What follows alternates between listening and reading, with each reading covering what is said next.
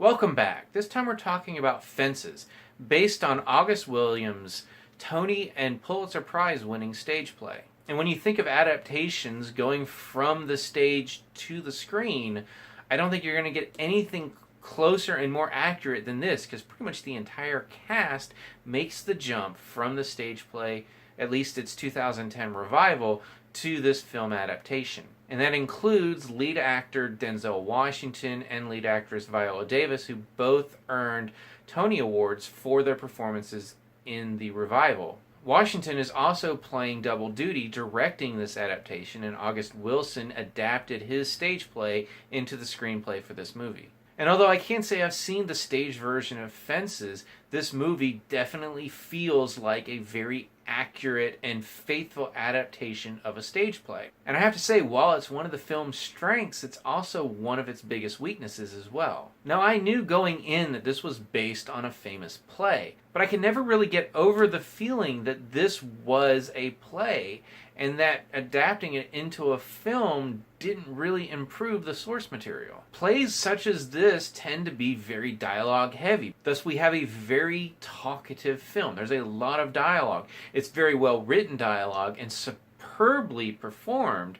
But again, I could just never get over that feeling that this would have been a better play, which it was a play. So it's not a huge complaint. It's still a very well-made movie. It's just I never really could get over that particular feeling, and it kind of pulled me out at times. What did not pull me out, however, are the performances, which are excellent, especially from Denzel Washington and Viola Davis. They deliver the performances that have already won them Tony Awards and could very well win them an Academy Award, and has already won Viola Davis a Golden Globe. And as I already mentioned, almost the entire cast from the stage play revival is in this movie, with one exception among the main characters. The story is set in the 1950s and focuses in on an African-American family headed by father and husband Troy, played by Washington.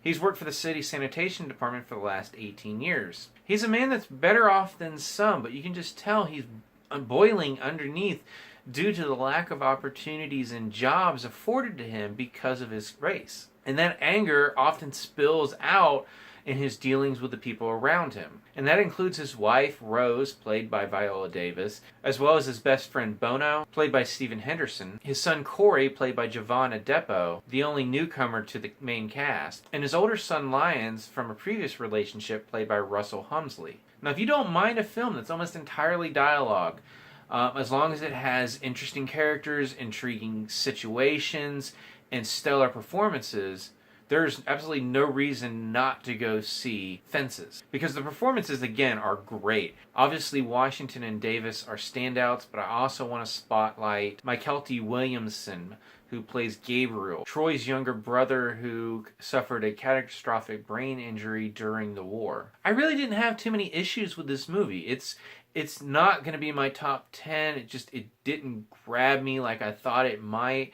And a lot of that has to do with how it deals with certain situations because of the setting that it's in, the time setting that it's in. Specifically, how Troy deals with his wife and his children. Frankly, Troy is just not a terribly likable person for most of this film. We understand why he has all this anger in him, but we don't have to forgive the ways that he shows that anger. And there are points in time where certain characters do offer that forgiveness.